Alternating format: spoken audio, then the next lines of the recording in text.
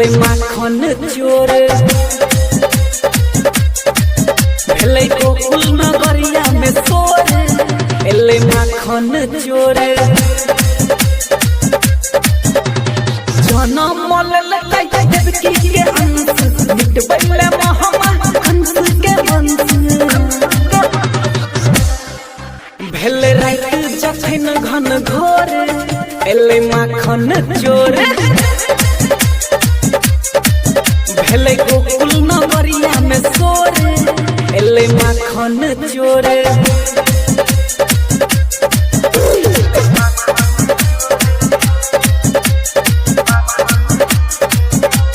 music director DJ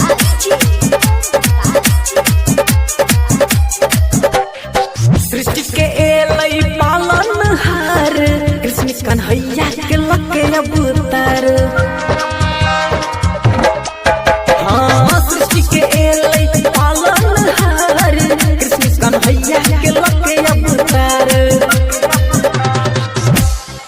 सजल मंडप लगै छै बेजोर एलै माखन चोर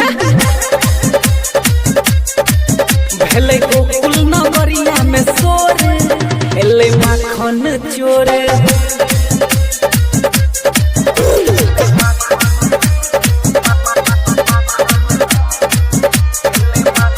म्यूजिक डायरेक्टर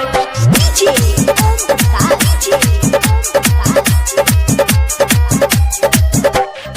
रात 12 बजे लेलकै जनम चलू न सब कोई करे दर्शन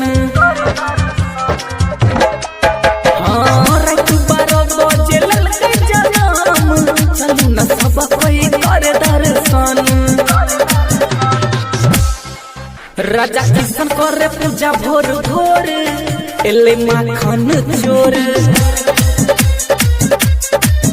भेलै गोकुल नगरिया में सोर एले माखन चोर